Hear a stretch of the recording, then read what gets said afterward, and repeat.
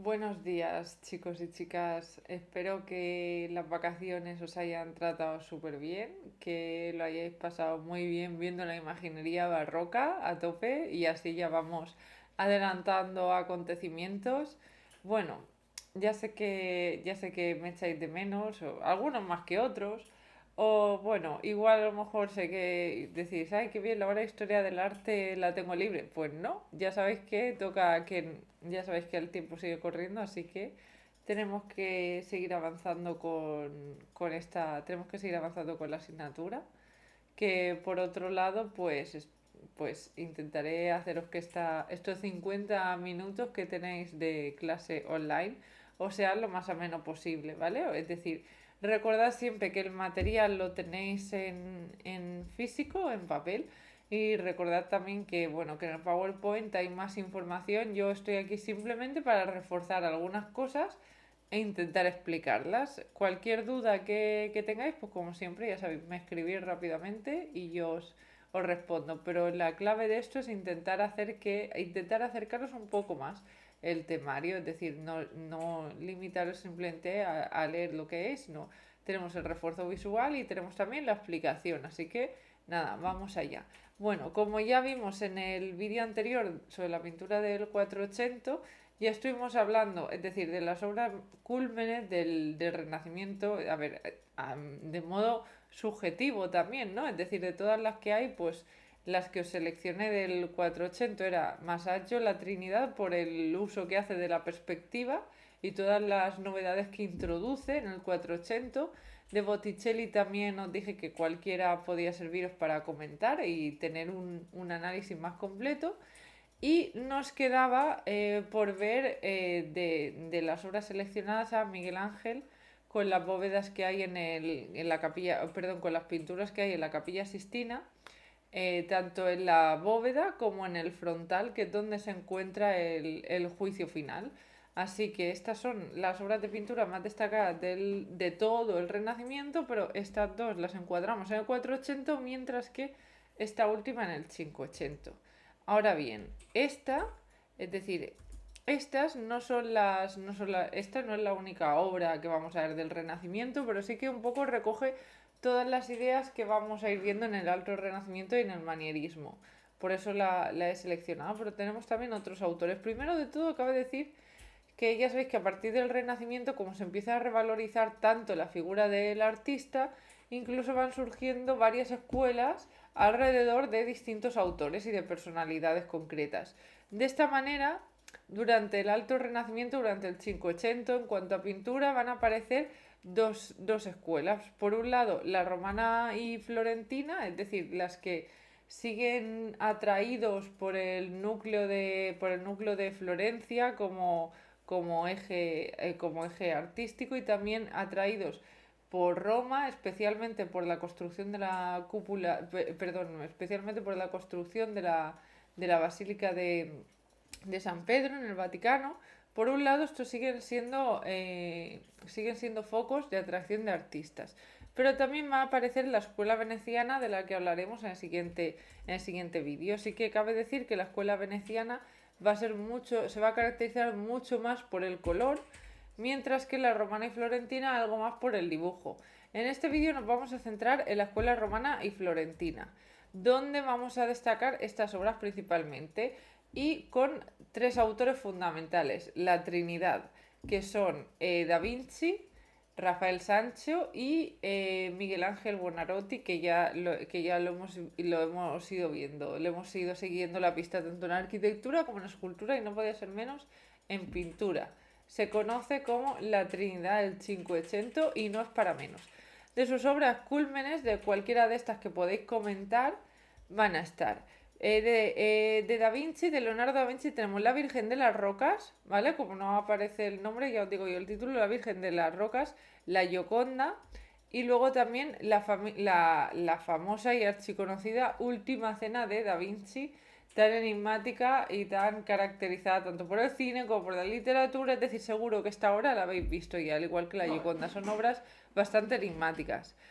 Luego de Miguel Ángel vamos a tener la bóveda de la Capilla Sistina, que aquí es donde aparece pintada, y luego también el juicio final, es decir, no es la misma pintura, quiero decir, estas son más al servicio de hablar del Antiguo Testamento, de la teología, de la religión, y tienen detrás todo un estudio teológico que luego Miguel Ángel aplica. Y luego en el frontal tenemos el juicio final, que esa temática ya la hemos ido viendo desde el románico, pero ahora está mucho más desarrollada y también tratada en un lenguaje artístico como nunca antes habíamos visto. Por eso es tan importante.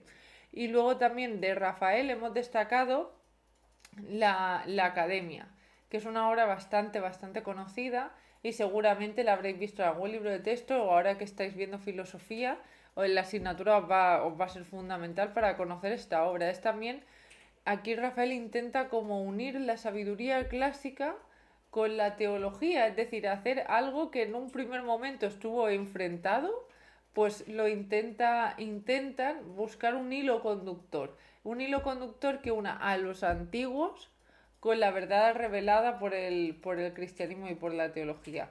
Que esto es algo que a nosotros nos puede parecer más, porque lo vamos estudiando, pero es algo, en esta época es algo completamente rompedor. Es decir, de algo que se había perseguido, ahora lo queremos hilar para que me dé una explicación incluso científica de la religión. Es decir, se intenta razonar la propia religión. Por eso también todo tiene, por eso me voy a centrar en el vídeo en explicar sobre todo la lectura para luego plasmarlo más en el análisis estilístico, en la iconografía, porque todos los rasgos técnicos y estilísticos ya lo todos los rasgos técnicos sobre todo los sabéis sacar. Y con todo lo que vamos viendo y con las características generales lo vais a hacer. Ahora bien, sí que son obras que se necesitan más de cierto estudio, más, más sobre la iconografía, el simbolismo que tienen. Eso sí, no nos volvamos locos porque luego no nos van a pedir un tratado de teología ni un estudio de filosofía, sino que nos van a pedir que analicemos la obra, pero este aspecto pues nos va a enriquecer mucho, va a enriquecer mucho más el comentario y por eso vamos a hablar sobre ello. Entonces, de estas obras podéis seleccionar las que consideréis para hacer un comentario y me lo entregáis para corregirlo. O si tenéis dudas las podemos ver en clase. Repito, es La Virgen de las Rocas de Da Vinci, La Gioconda también de Da Vinci, La Última Cena de Da Vinci, las pinturas de la bóveda de la Capilla Sistina y El Juicio Final y la Academia de Rafael. Vale. Una vez visto esto, podemos comentar a rango general las características que tiene la pintura del Cinquecento. En este momento, este es un periodo de consolidación, es decir, se va a consolidar los saberes clásicos, es decir, todos los cánones clásicos se consolidan, pero ahora, una vez ya consolidados, cada autor le va a dar su propia mirada, le va a dar su propio toque, su propia maniera, por eso se conoce como el manierismo.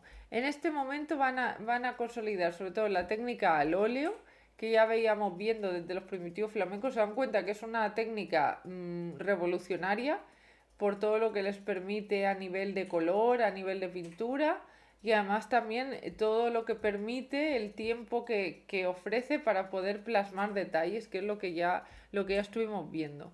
Y el lienzo va a ser el soporte principal, porque muchas veces como es también la propia burguesía los que demandan arte y quieren también un arte móvil que se pueda llevar de un sitio a otro, pues el lienzo es ideal para ello. También van a querer pintura en gran formato, también el lienzo me sirve.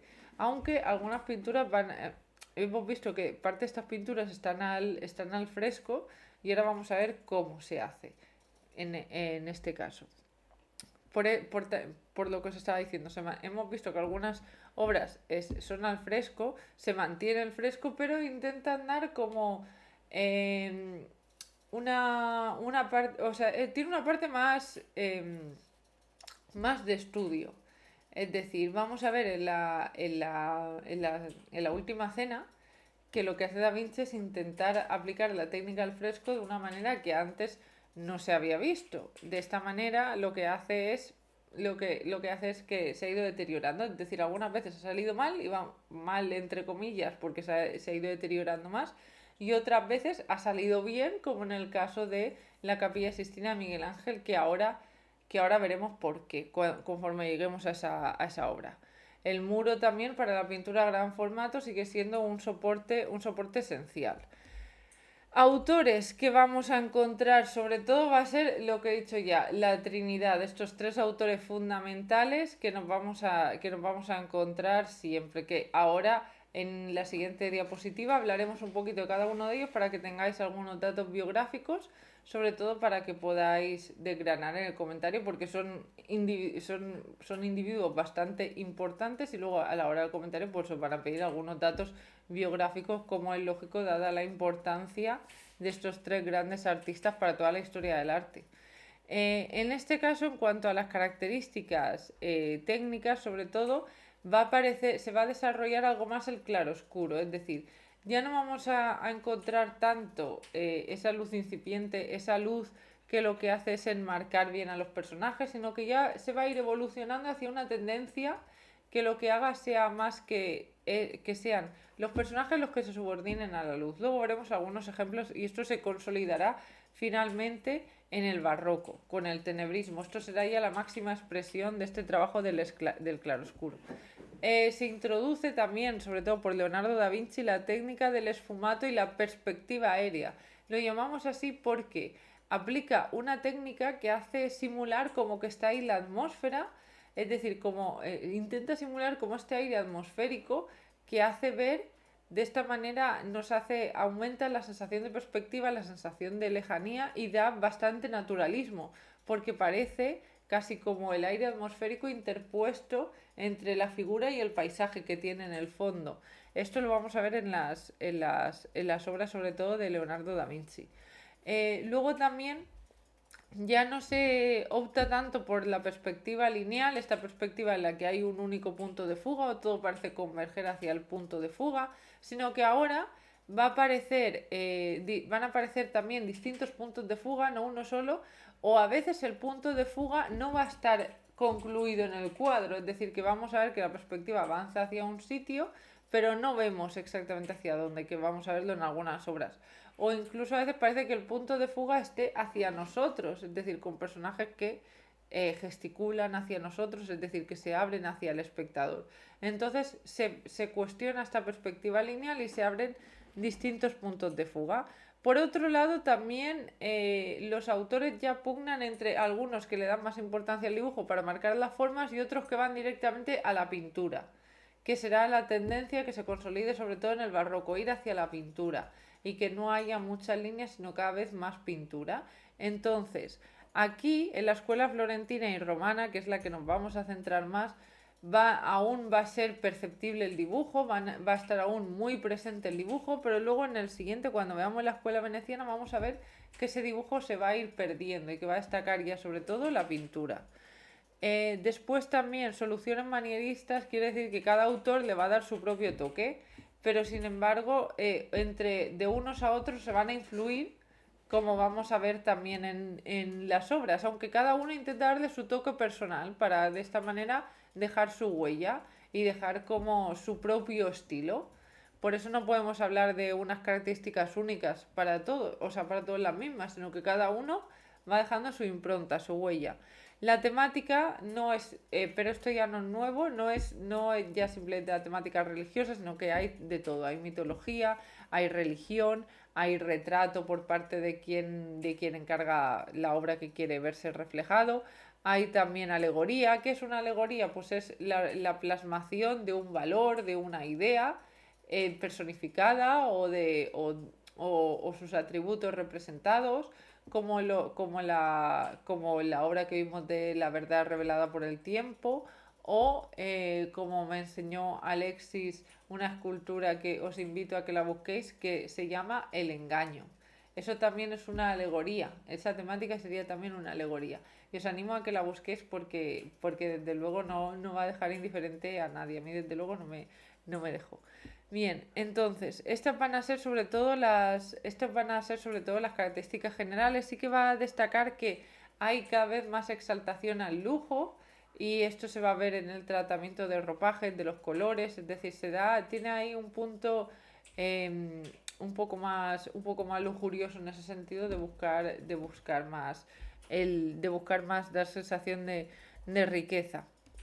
Luego también algo que ya se venía dando es que las obras se van a enmarcar en un paisaje clasicista. ¿Esto qué quiere decir? Pues que van a aparecer a lo mejor que en el fondo aparece un templo de orden jónico, aparece la obra enmarcada en un arco de medio punto, sustentado por columnas clásicas. Es decir, este marco arquitectónico clasicista que ya veíamos viendo también la pintura del 480, ahora se mantiene, pero se hace incluso más notorio. Y luego también se va a romper, va a empezar a romperse este equilibrio, esta simetría y se va a ir avanzando más hacia el movimiento hasta que finalmente esto se consolide en el barroco.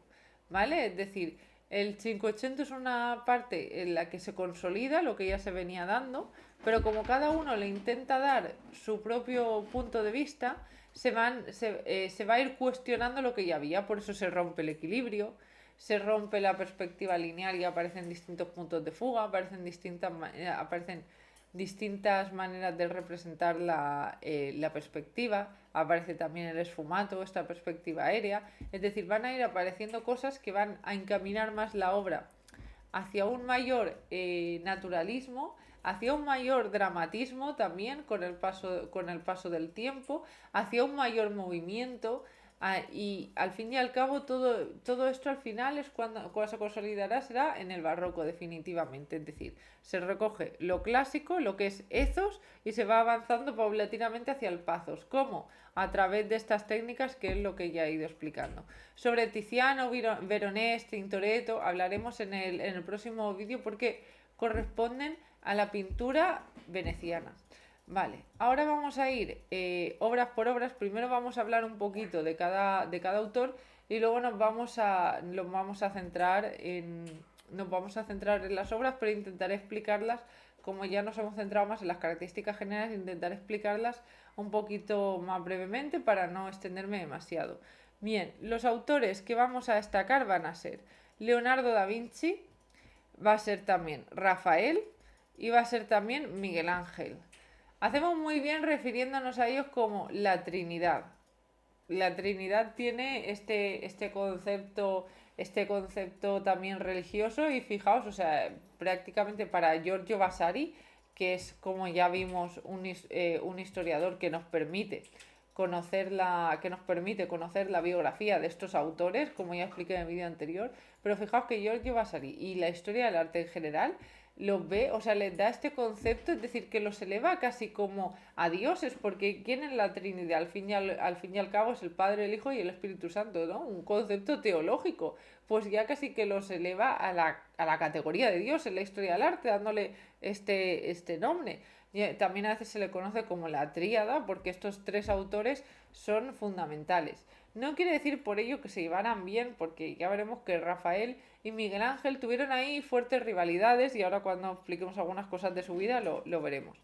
Bien, Leonardo da Vinci es el primero de ellos. Tanto Leonardo da Vinci como sobre todo también Miguel Ángel es la encarnación del hombre del Renacimiento, es decir, es un hombre que domina todas las artes. Domina, como hemos visto, tanto la arquitectura como la escultura como la pintura, pero domina también la retórica, domina también la ingeniería. De hecho, a Da Vinci se le atribuyen muchísimos inventos y como ya vimos en el contexto histórico que la península italiana en esta época está en un contexto de guerra con Francia, guerra también con la corona de Aragón, es decir, guerra entre las propias repúblicas y el papado. Tiene también conflictos por la religión. Pues en este marco de tanta guerra destaca Da Vinci, que muchas veces hizo inventos pensados para la guerra y en este sentido llegó incluso a inventar la máquina de volar que la inventó para asediar ciudades, es decir, para que mientras las ciudades estaban siendo asediadas, como eran amuralladas, pues con esta máquina de volar poderlas atacar desde el aire.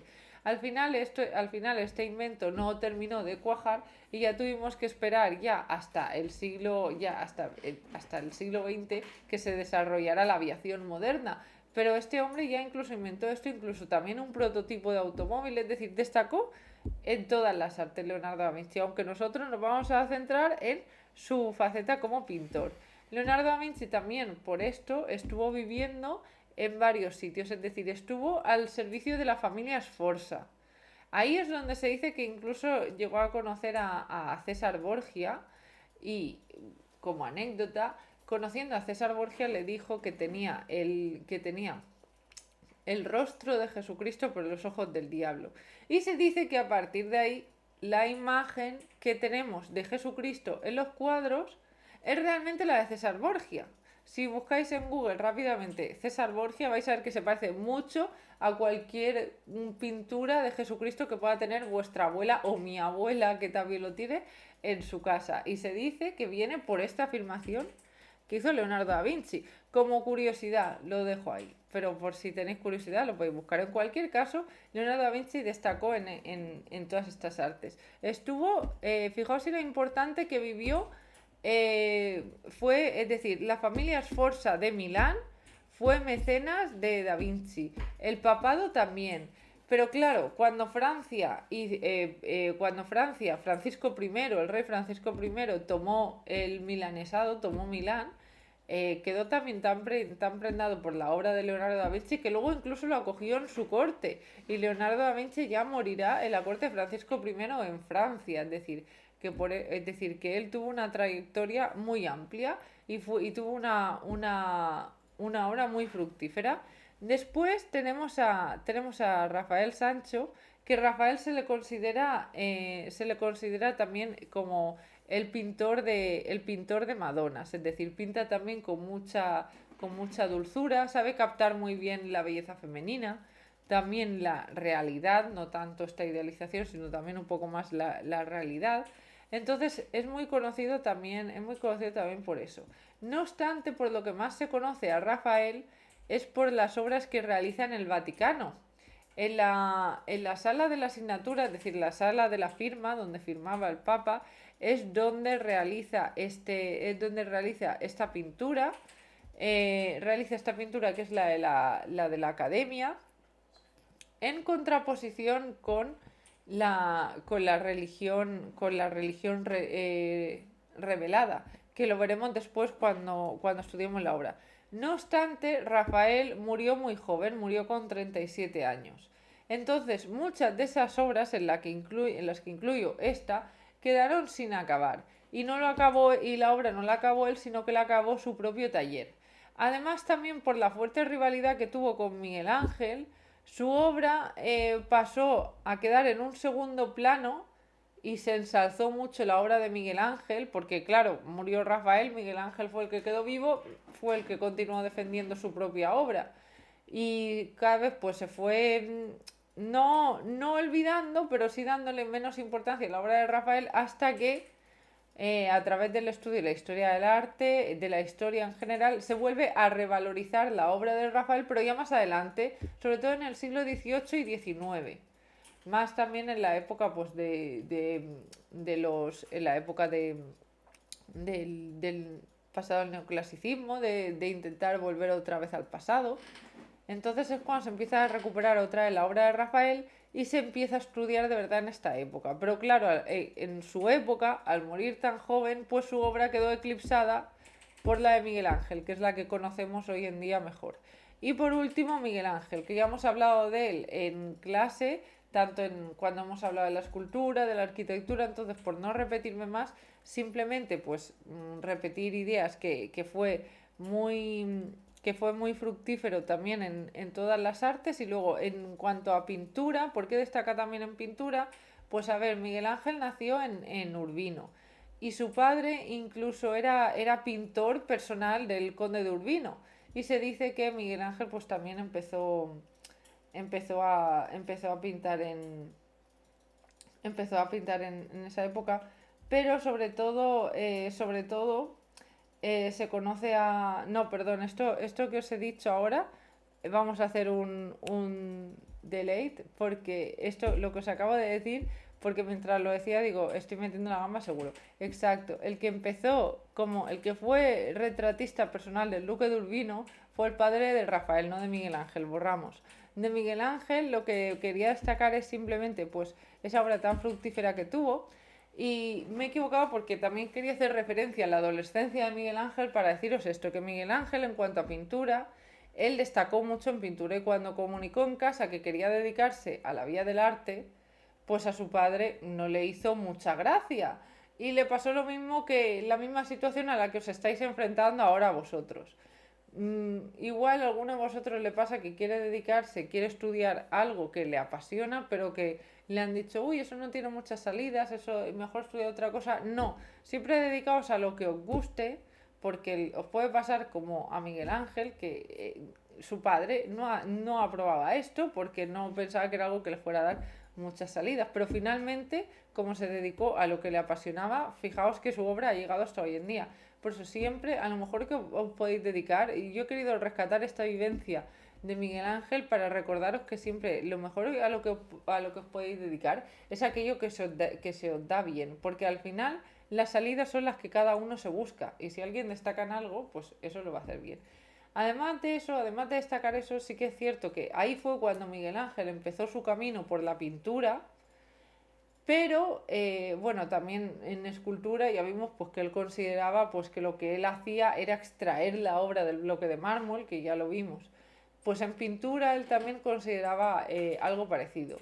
Y por su técnica fue el Papa Julio II quien le llamó a su servicio y a partir de ahí es cuando empezamos a conocer mucho más, no la escultura que ya la conocíamos, sino la pintura de Miguel Ángel, a partir de que el Papa Julio II le llama a su servicio.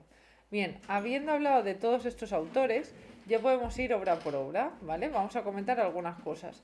El hombre de Vitruvio es una de las obras por las que más se conoce a Leonardo da Vinci y es, como veis, se considera una obra enigmática, pero no es nada más y nada menos que el estudio de las proporciones sobre el cuerpo humano. Por eso aparece un hombre adulto desnudo, también con las proporciones anatómicas perfectas al estilo clásico, es decir, plasmando una anatomía más bien idealizada, y luego aparece de esta manera porque está estudiando las proporciones y por eso todas las proporciones igual del cuerpo humano también son geométricas, por eso lo realiza insertando un círculo dentro de un cuadrado y es simplemente un estudio anatómico de las proporciones. Pero por el estudio de la anatomía que hace, pues luego esto lo puede plasmar en sus obras. Además también, al igual que Miguel Ángel, pues también estudiaron cuerpos humanos para poder plasmar mejor su obra y estos son algunos de los dibujos que tenía Miguel Ángel para estudiar el cuerpo humano. Aquí incluso se ve también cuando pinta las manos, vemos también estos arrepentimientos, es decir, lo pintó de una manera, pero luego lo plasmó de otra y se ha quedado ahí el grabado. Y también con todas las anotaciones que realiza, es decir, esto es un útero con un niño dentro, es decir, que son estudios del cuerpo humano. Luego también, además del cuerpo humano, también en animales, es decir, esto es de su propia libreta de anotaciones. Luego también a la hora de captar expresiones, ¿veis? Es decir, ya no se busca tanto en el 580 esta idealización, sino que también se va optando por un mayor naturalismo, estudiando los gestos, la captación psicológica, luego también el carácter sereno que les da a las mujeres en sus representaciones. Y luego aquí es donde podemos ver también esta perspectiva aérea o este esfumato que él introduce. Aquí, al ser de sus primeras obras, pues vemos que, que el punto de fuga converge hacia allá, pero también hacia aquí. Es decir, ahí ya encontramos puntos de fuga bifocales. Pero luego aquí también he rescatado esto para poder ver en este esfumato, ¿no? Es decir, generar esta sensación como de niebla, como de aire interpuesto entre las figuras y el paisaje, es decir, creando más sensación de profundidad, pero que esta sensación de profundidad quede natural. Esto es la perspectiva aérea. Cuando en un comentario habláis de ella, pues podéis decir esto que se consigue pues generando esta neblina, estas sensaciones o de aire interpuesto entre las figuras y el paisaje que hay detrás para de esta manera dar más naturalismo, más profundidad. Bien, esta es otra, la Virgen de las Rocas, donde aquí también se observa perfectamente el esfumato conforme nos vamos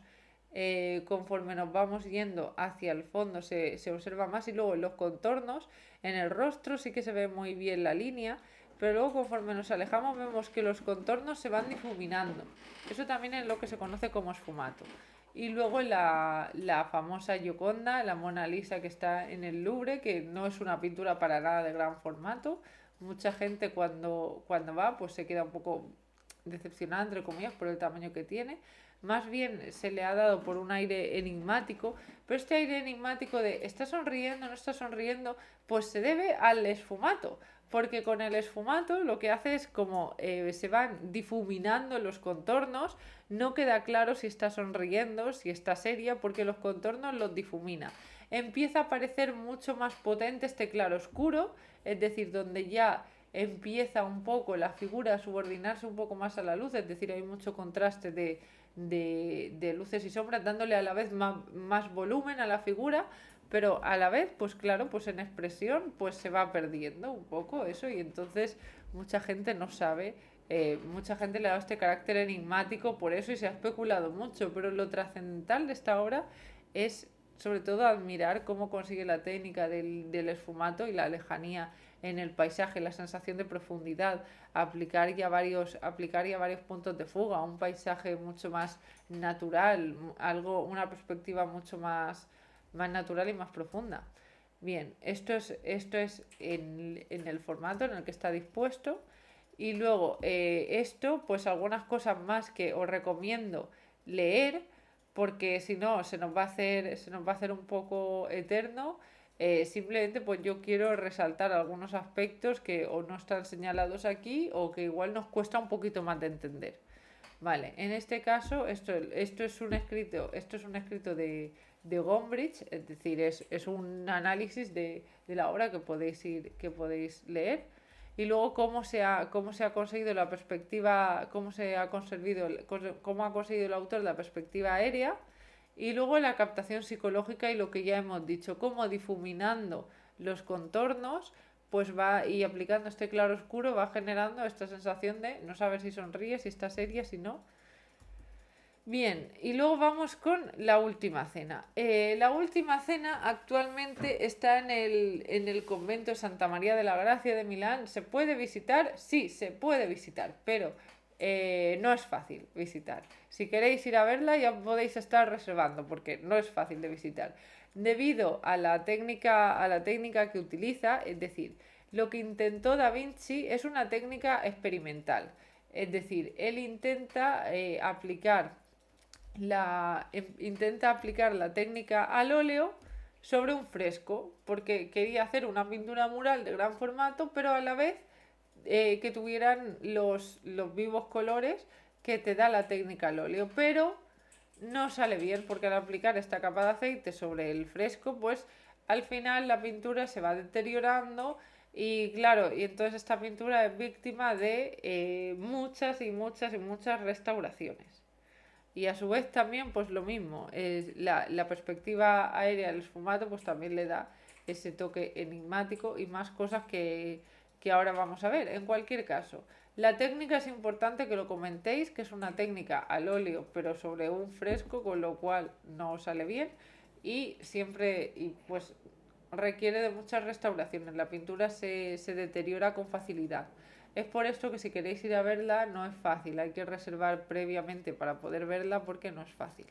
Algunas cosas que, que debíamos contar es, primero, si pudiéramos, cuando hablamos de las líneas que se dibujan y de las figuras que se dibujan, veremos que la única que representa un triángulo es la de Jesucristo a través de los brazos, por la idea también de dar geometría, serenidad, estatismo, y luego el resto de personajes aparecen en grupos. A pesar de ser una cena, de ser una mesa alargada, ninguno está dispuesto dando la espalda al espectador, sino que todos están dispuestos a un lado de la mesa. Todos gesticulan, es decir, se rompe un poco ese equilibrio está presente por la figura de Jesucristo en el centro en forma triangular, pero se va rompiendo el equilibrio, aunque no del todo, ya que todos los personajes están bien agrupados, se va rompiendo un poco el equilibrio, sobre todo en cómo van gesticulando los personajes y cómo van interactuando y se van relacionando. Y por otro lado, también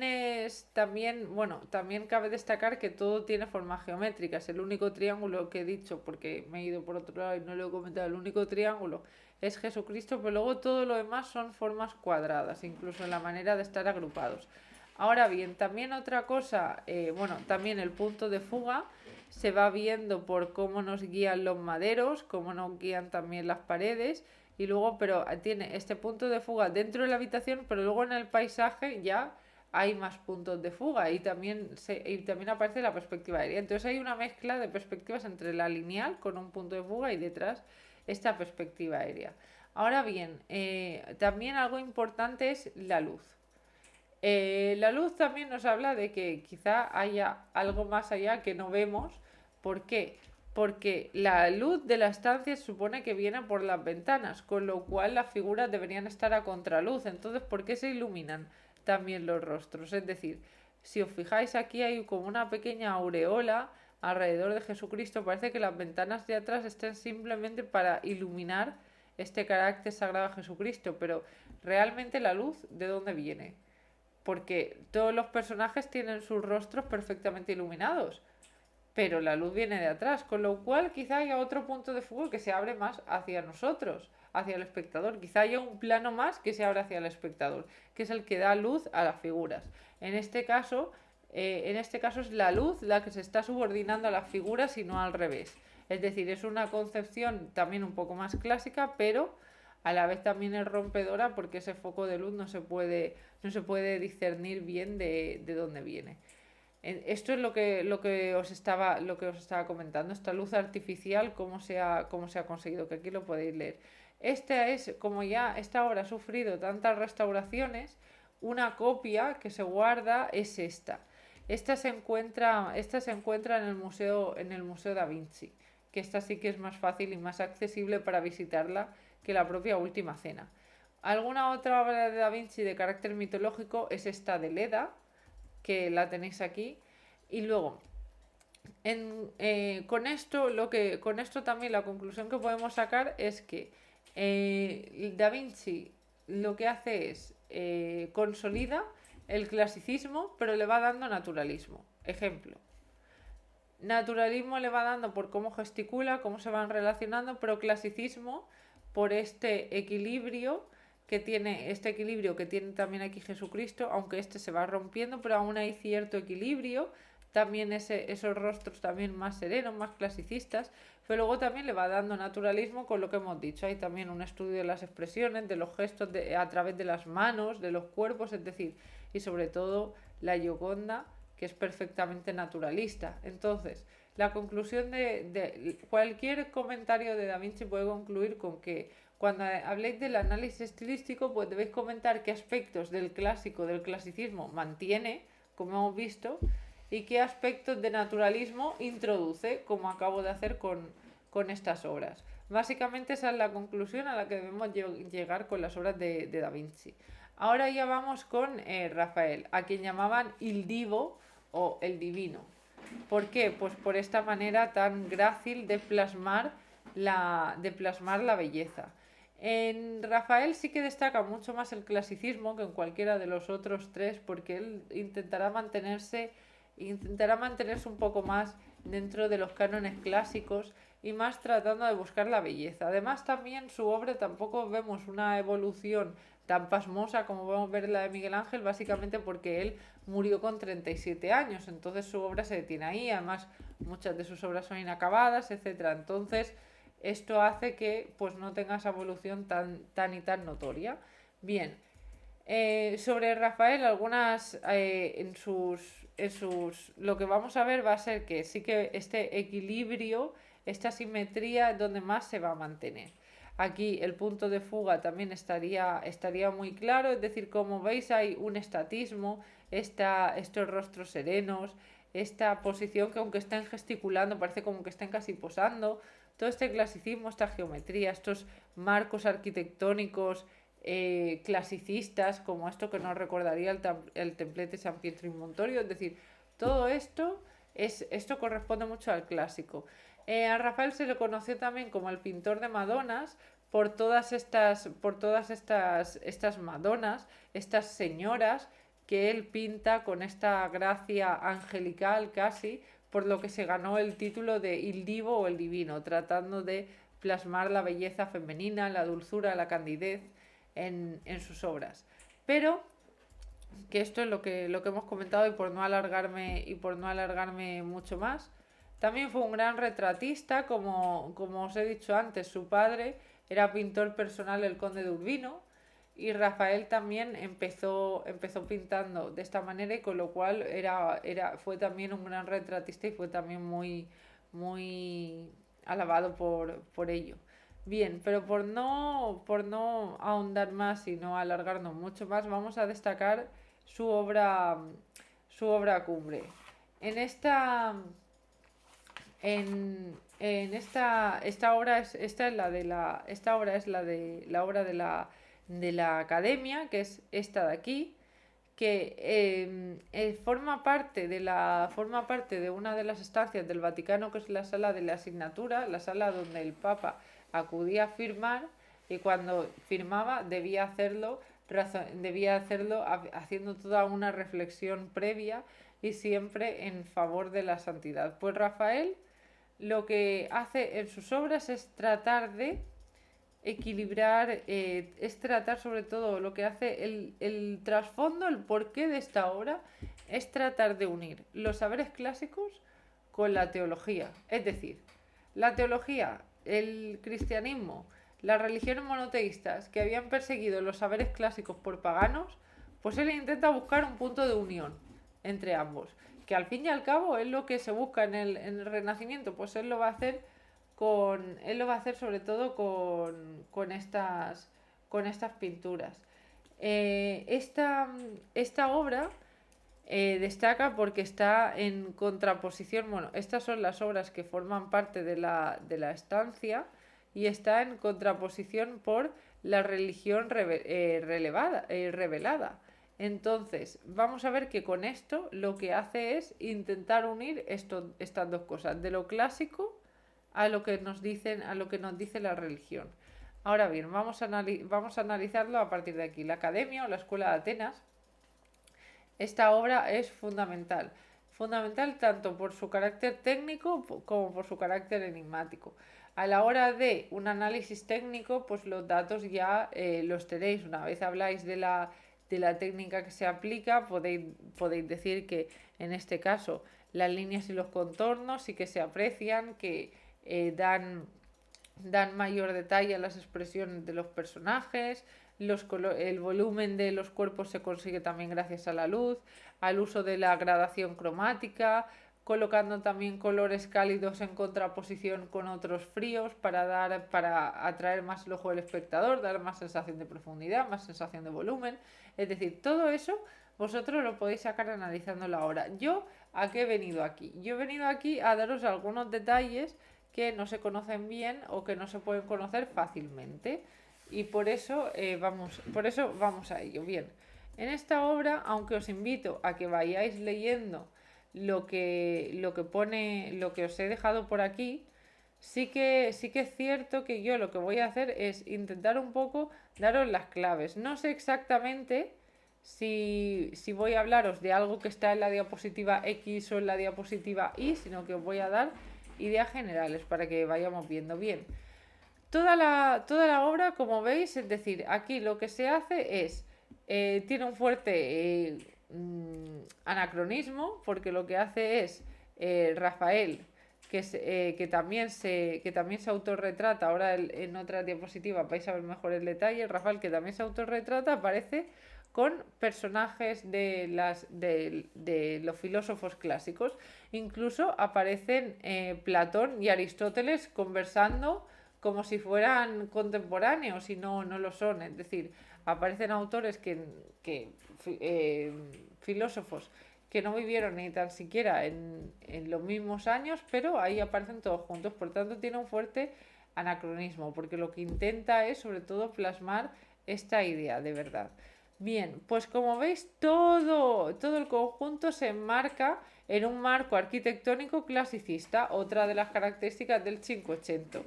Vemos aquí esta bóveda de medio cañón decorada con una especie de casetones. Vemos también cómo aquí parece ser que se adivina que hay una cúpula, vemos también una perfecta simetría.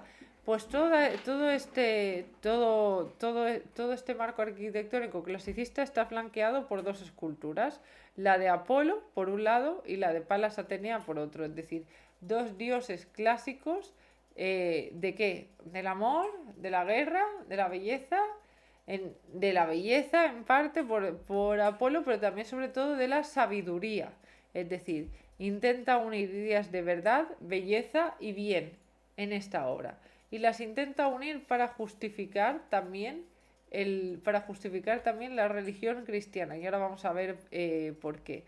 Bien, primero, para que veáis que es algo, que él hace algo completamente anacrónico, aquí aparece, ha colocado también conversando a Sócrates con Alejandro Magno, vestido también de militar. Por otro lado, aquí, para que veáis un poco cómo están distribuidos, parece ser, algunos también ven en esto como que ha querido pintar, ha querido plasmar las 7 artes liberales, es decir, primero, es decir, tenemos en este lado de aquí gramática, aritmética y música por parte de los principales autores, y luego por aquí tenemos la parte de geometría y astronomía. Aquí tenemos a Hipatia, que también observó el movimiento de los cuerpos celestes, o a Pitágoras con su geometría. Y después aquí tenemos a Sócrates con su retórica, y luego y a otros autores que también destacan en retórica y dialéctica. Y luego en el centro de la composición tendríamos a Platón y Aristóteles. Se supone que parte de la teología viene de lo que recogió Aristóteles derivado de Platón. Por eso estos dos autores están en el centro. Si os fijáis, Platón, mientras habla, señala arriba, señalando dónde está la verdad, es decir, arriba, en el mundo celestial. Y luego Aristóteles, aunque con una mano está sosteniendo, es decir, con una mano está sosteniendo su libro, pero por otro lado, pero está sosteniendo su libro pero además también está señalando con la otra mano al suelo, como queriendo decir que la verdad nos viene también revelada por el libro y nos la da a nosotros, a los hombres en la tierra. Es decir, está como diciendo que la religión revelada, es decir, las ideas de belleza, bien y verdad, vendrían ya dadas, es decir, todo esto es puro platonismo, vendrían ya dadas, estas serían las ideas perfectas, y nosotros, estudiando el mundo sensible, estudiando estos clásicos, podemos encontrar esta verdad perfecta que al fin y al cabo conduce a Dios. Es decir, estudiar el mundo sensible, la copia imperfecta de Dios, para entender la verdad, para entender las ideas perfectas, que son la de verdad, belleza y bien, que están donde señala Platón, arriba, mientras que Aristóteles señala que sí, que arriba está la verdad, pero que la manera de conocerlo está en el libro y aquí. Por eso es una manera que tiene él de coger los saberes clásicos y unirlos con la teología, es decir, algo que en teoría es como muy loco porque están contrapuestos. Él lo que hace es unirlos. Sí, sé que es difícil de entender porque siempre hemos visto que se ha perseguido al paganismo y tal, pero dadle una vuelta, intentad pensarlo, que realmente no es tan difícil. Al fin y al cabo, como de religión no hay nada demostrable aún, pues yo puedo darle la lectura que considere, y en este caso lo que hace es también coger estos saberes clásicos y plasmarlos en la religión. También es una manera de recuperar aquello que habían dejado un poco más de lado, ¿no? Intentando buscar la verdad, pues ¿por qué no? Puede estar en los clásicos, y quizá lo podamos coger para estudiar este mundo sensible para obtener las ideas perfectas. Pero las ideas perfectas pasarán por ese motor creador, según consideran ellos. Dadle una vuelta y pensadlo porque más o menos la idea de esta obra es esta. Y luego también tenemos aquí, en este caso, este personaje parecería más bien Miguel Ángel, que en este momento, mientras Rafael pintaba esto, él estaba pintando la Capilla Sixtina sin que nadie más pudiera entrar. Entonces también es como que lo ha retratado así ensimismado en su obra. Y luego también, bueno, en este caso tenemos también a Pitágoras y después tenemos aquí está a Rafael autorretratado mirando al espectador y abriendo el plano un poco más, abriendo el plano quizá ahora hacia el espectador, ya que le mira y le interpela directamente como diciendo ¿tú qué piensas? Y además pensad que esto de autorretratarse y más en obras tan importantes no lo podía hacer cualquiera, solamente lo podía hacer un grande como Rafael, aunque ya veremos que todos realmente tendieron a autorretratarse, como veremos después en algunas otras obras. Y por no extendernos más, estas son las obras que acompañan esta obra y que para entenderla definitivamente pues debo hablarles un poco de las que hay. Y luego por último pasamos ya a Miguel Ángel como pintor en la bóveda de la Capilla Sixtina y la pintura del juicio final, que sería esta de aquí, la que está justo frente al altar. Bien, hablando de esto, en la Capilla Sixtina se hizo construir, como veis aquí, ya se planificó durante la época de Sixto IV, es decir, en pleno 480. Entonces, primero de todo, lo que pone aquí, que tenía una función religiosa, lógicamente era una capilla palatina, porque correspondía a las estancias también del papado, entendido también el Vaticano como el palacio de los príncipes de la Iglesia, que son el Papa y los cardenales.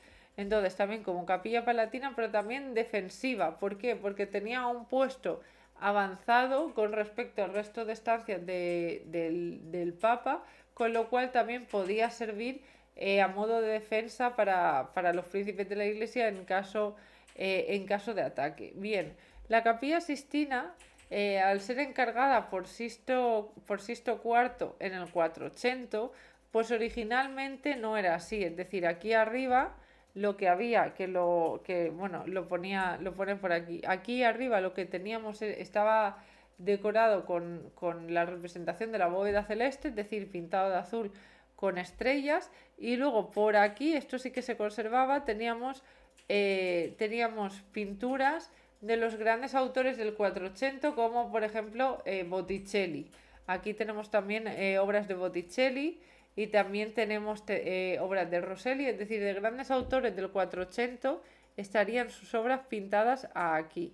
Y todo esto de aquí pues está representado con la bóveda celeste.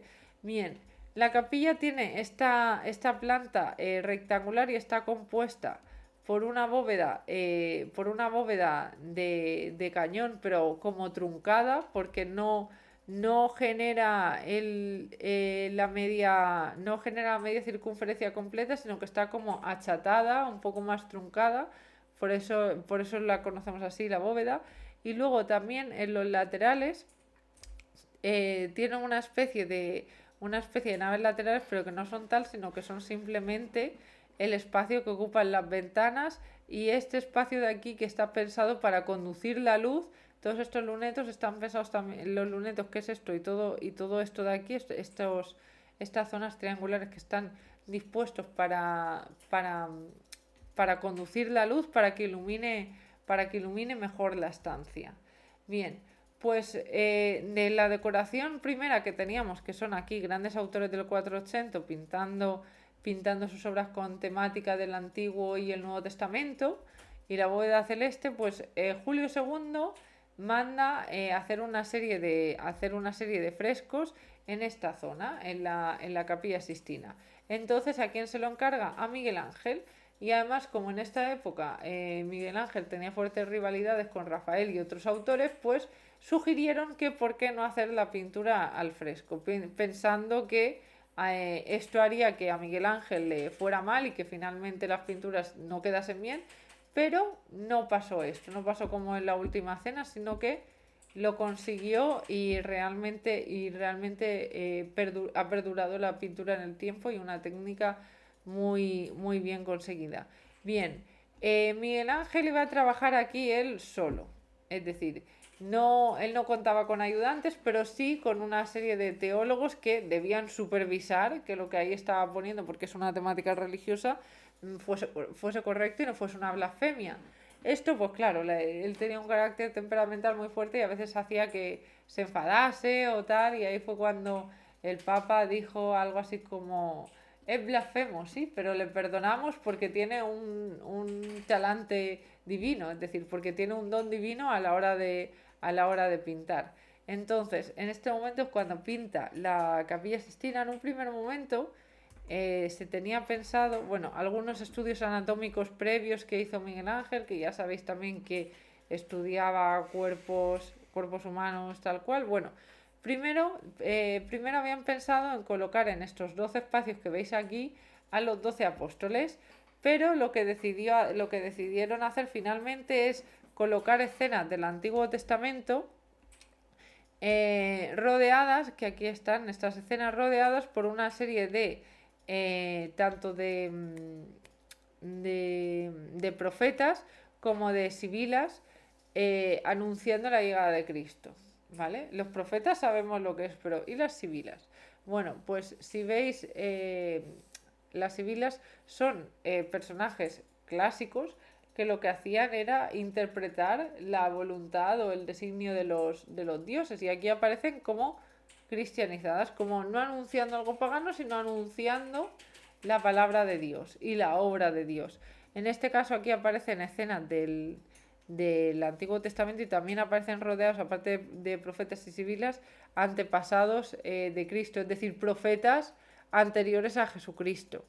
Entonces, hay distintos paneles. De los más importantes, uno de los más importantes es el panel de la creación. El panel de la creación en el que aparece, si os fijáis, vais a ver en otros puntos, vais a ver a Dios creando el sol, creando la luz, creando el fuego, creando la tierra, en otros puntos de la composición. Aquí, por ejemplo, está creando en este punto, es decir, en el siguiente, en el fresco que hay a la izquierda de la creación, aparece Dios creando la luz. Pues aquí aparece Dios creando al hombre. Es una de las obras cumbres y es una de las obras más importantes de toda la Capilla Sistina. Esta es la creación de Adán, en la cual aparece Dios, que, bueno, aquí para que veáis un poco lo que hay, para que veáis un poco la representación de lo que hay, es decir, la creación de Adán y Eva, la creación de Adán, la creación de Eva, cuando Adán y Eva son expulsados del paraíso, es decir, para que sepáis un poco qué personajes representa, lo tenéis aquí.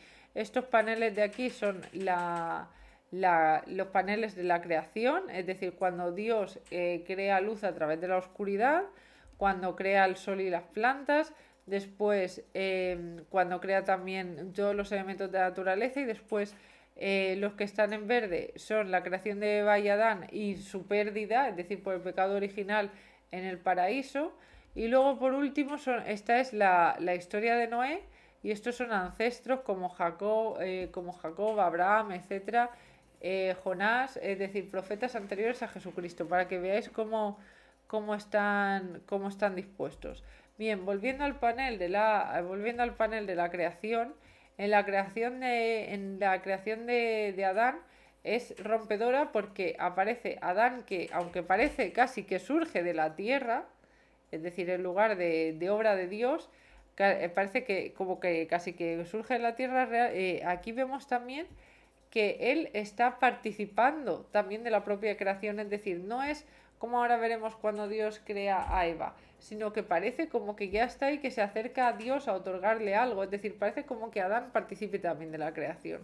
Esto podría ser algo blasfemo si no fuese porque realmente también lo que pasa es que Adán está inerte, bueno, más que inerte está pasivo y tiene que venir Dios con toda su sobriedad y toda su lo que enuncia también lo que hablamos, ¿no? La terribilidad, aparece Dios con toda su sobriedad y con todo su vigor, porque el personaje que está vigoroso, el otro está más como el otro está más sin casi como si estuviese yacente, el que aparece vigoroso es Dios, viene para darle todo, para aportarle a Adán, al ser humano, su genio.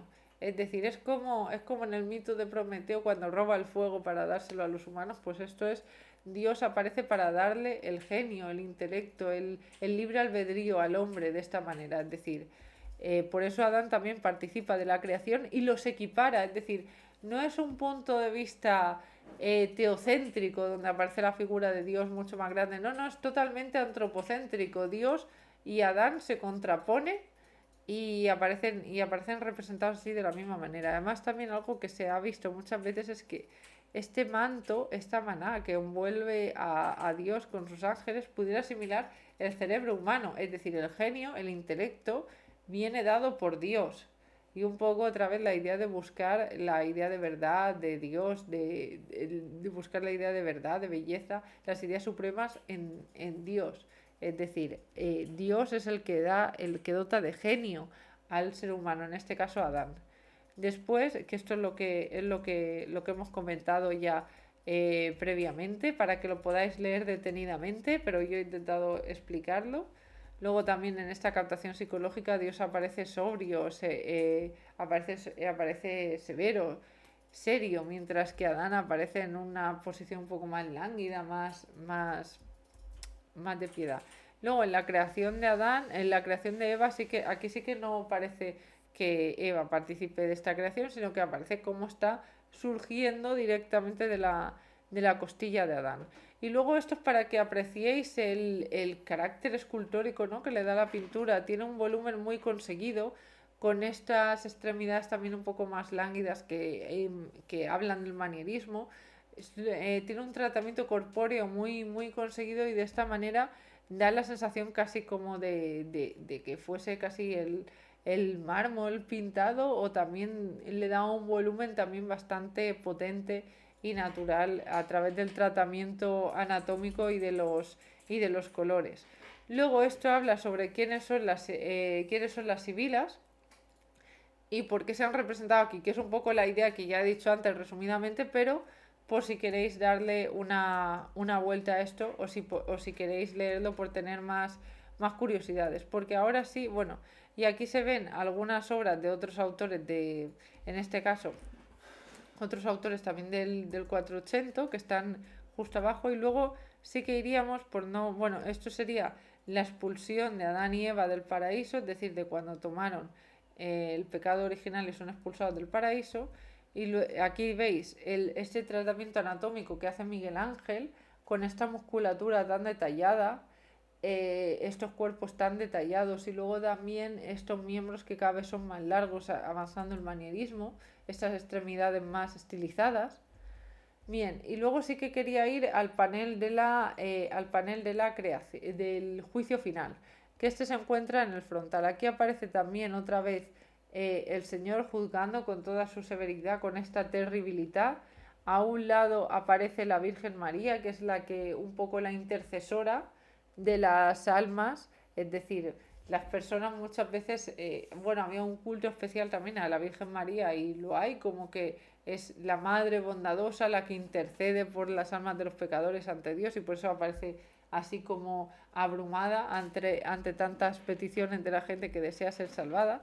Aquí aparecen lo que se dice, los muertos se levantarán incorruptibles, aparecen los muertos de la tierra, y aquí aparecen los que están siendo salvados, finalmente suben aquí, y aquí aparecen ángeles llevando los símbolos de la pasión de Cristo, que son la columna y la cruz, es decir, los puntos en los que Jesucristo sufrió martirio y recordando que Jesucristo murió por nosotros. Aquí están los salvados y aquí están los que están siendo juzgados y van a ser salvados y los muertos que se levantan y los muertos que se levantan.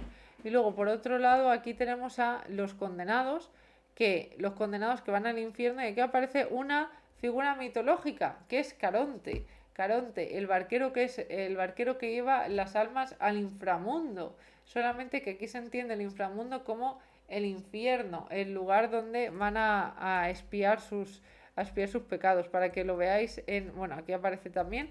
Y luego para que lo veáis en detalle, aquí aparecería en el juicio final, aquí aparecería Dios juzgando con toda su severidad, como hemos visto, la madre intercesora por las almas de los demás.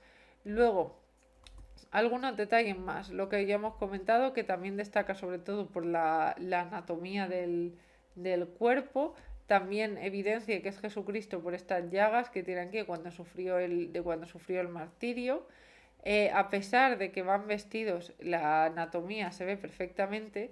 Y luego también sí que cabe decir que la mayoría de los personajes de la Capilla Sistina estaban desnudos, pero hubo un momento en el cual a un papa esto le pareció obsceno y ordenó pintar paños para que no se viesen las partes pudentas. Y por esto fue llamado este papa como el Braguetone, por colocar bragas a muchos de los personajes, que no a todos porque otros ya las llevaban. En este caso, esta figura me parece siempre muy llamativa, siempre que aparece San Bartolomé, como San Bartolomé sabemos que es él porque tiene aquí su piel. San Bartolomé fue condenado a morir siendo desollado, por eso siempre aparece con su piel. Pues bien, lo llamativo de aquí es que en su piel, en la piel de San Bartolomé, se ha autorretratado Miguel Ángel, que es lo llamativo también de esta obra. Estos son algunos detalles, las trompetas del Apocalipsis, los que llevan los símbolos de la pasión de Cristo, en este caso la cruz, y en este caso también veis cómo se ve perfectamente la anatomía a pesar de estar cubiertos. Y luego aquí aparecería también este santo que murió en la parrilla, es decir, llevan sus propios atributos. Y luego aparecería también el tratamiento de la musculatura aquí se ve perfectamente, es excelente por todas las partes del cuerpo. Y luego esto aquí, que ya esto es en la parte del infierno, donde ya estas figuras parecen ya prácticamente casi como si fueran vanguardias, si no fuera por este tratamiento corpóreo tan típico de Miguel Ángel. O sea, fijaos la musculatura del glúteo, de las lumbares, de los gemelos, es decir, excelente. Pero esta manera de plasmar el desasosiego ante la caída a los infiernos, esto ya casi que sería propio de las vanguardias aquí, estos demonios, en este caso que nos recuerda también al Laoconte, porque Miguel Ángel también estudió la obra del Laoconte y quedó maravillada por esta obra. Bien, y aquí el barquero Caronte y otra de las imágenes del infierno. Bien, pues como no me quiero extender más, con esto vosotros le vais dando un ojo. Y nada, hasta aquí la primera clase de estos días que voy a faltar de Historia del Arte. Nos falta la pintura veneciana y, como no, el Greco, que os lo dejaré todo subido. Y nada, pues ante cualquier cosa ya sabéis, me podéis ir preguntando, vamos hablando, lo vamos viendo y nada. La semana que viene nos vemos por allí. Hasta luego.